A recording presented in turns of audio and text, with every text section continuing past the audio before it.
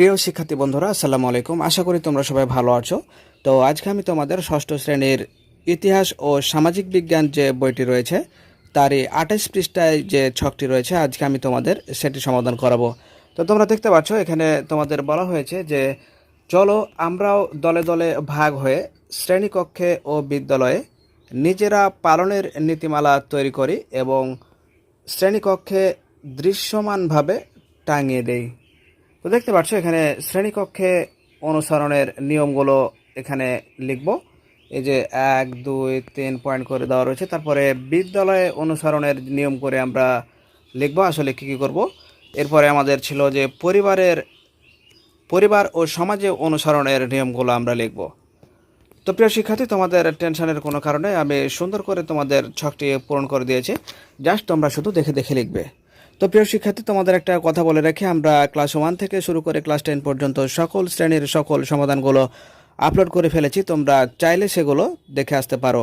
এবং নীল এডুকেশন এটি একটি শিক্ষামূলক চ্যানেল, সর্বদা তোমাদের পাশে থাকবে ইনশাআল্লাহ।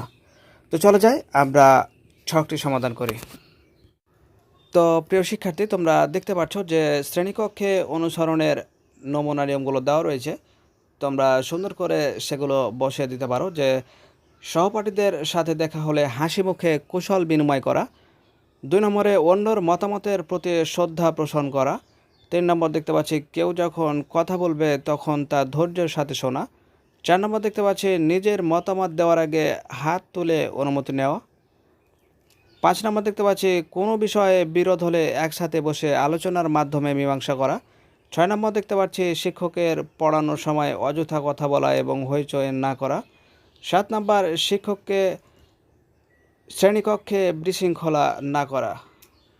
এরপরে আমরা দেখতে পাচ্ছি যে বিদ্যালয়ে অনুসরণের নমুনা নিয়মগুলো যেগুলো রয়েছে আর কি।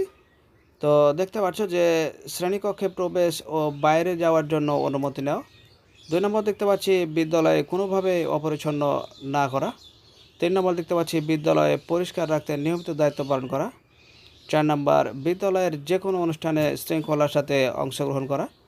তো তোমরা সুন্দর করে লিখে নাও।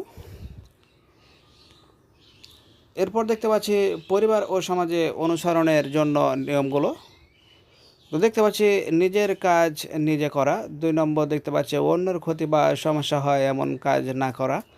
3 নম্বর দেখতে পাচ্ছি নতুন মানুষের সাথে কথা বলার সময় আগে নিজের পরিচয় দেওয়া, এরপর অনুমতি নিয়ে বিনয়ের সাথে কথা বলা। 4 নম্বর দেখতে পাচ্ছি ধর্ম, বর্ণ, নারী, পুরুষ, ধনী, গরিব নির্বিশেষে সমাজের সব মানুষের প্রতি শ্রদ্ধা পোষণ করা। তো দেখতে পাচ্ছ সব কিছু পর্যায়ক্রমে দেওয়া রয়েছে। তোমরা সুন্দর করে এটা তুলে নাও, খেয়াল রাখবে যাতে কোনো কিছু ছুটে না যায়। তো প্রিয় শিক্ষার্থী, ভালো থেকো। দেখা হবে তোমাদের সাথে পরবর্তীতে নতুন কোনো গুরুত্বপূর্ণ ভিডিওতে। সে পর্যন্ত আল্লাহ হাফেজ। তোমরা সুন্দর করে তুলে নাও।